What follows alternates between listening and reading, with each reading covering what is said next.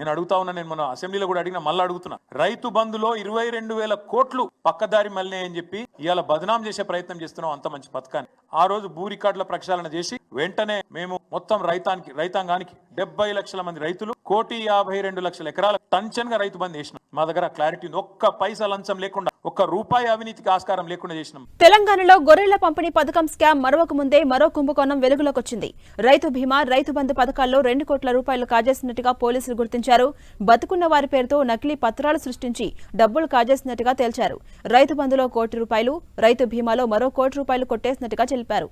రంగారెడ్డి జిల్లాకు చెందిన ఓ వ్యవసాయ విస్తరణ అధికారిని అదుపులోకి తీసుకున్న పోలీసులు మరో 2 విచారిస్తున్నారు. ఎల్ఐసి ఫిర్యాదుతో విషయం వెలుగులోకి వచ్చింది. నకిలీ పత్రాలతో రైతు బంధు, రైతు బీమా పథకం డబ్బులను కొట్టేస్తున్న ముఠాను అరెస్ట్ చేశారు సైబరాబాద్ పోలీసులు. భూములు లేకపోయినా నకిలీ వ్యక్తుల పత్రాలతో గత కొన్నేళ్లుగా రైతు బంధు, రైతు బీమా డబ్బులను డ్రా చేస్తున్నారు. అంతేకాదు, బతికున్న రైతులు చనిపోయినట్లు పత్రాలను సృష్టించి దాదాపు 2 కోట్లు కాజేశారు. ఈ ముఠాలో రంగారెడ్డి జిల్లా షాద్నగర్ నియోజకవర్గం కొందుర్గు మండలం తంగిళ్లపల్లి ఏఈఓ శ్రీశైలంతో పాటు మరో 2 వ్యక్తులున్నారు. ఎల్ఐసి ఫిర్యాదుతో ఈ ముఠా గుట్టురట్టయింది. నల్గొండ జిల్లాలో రైతు బంధు చెక్కుల దుర్వినియోగం కేసును పోలీసులు ఛేదించారు. కేసుతో సంబంధమున్న 23 మందిని అరెస్టు చేసినట్లు ఏఎస్పీ నర్మదా వెల్లడించారు.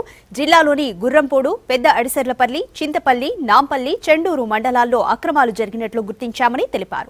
ఖమ్మం జిల్లాలో రైతు బంధు పథకం పక్కదారి పడుతోంది. పంటకు గిట్టుబాటు ధర దక్కనప్పుడు అన్నదాతకు అండగా నిలవాల్సిన పథకం అక్రమ వ్యాపారులకు వరంగా మారింది. పథకంపై రైతులకు అవగాహన లేకపోవడంతో కొందరు వ్యాపారులు అక్రమంగా వడ్డీ లేని రుణాలు పొందుతున్నట్లు ఆరోపణలున్నాయి.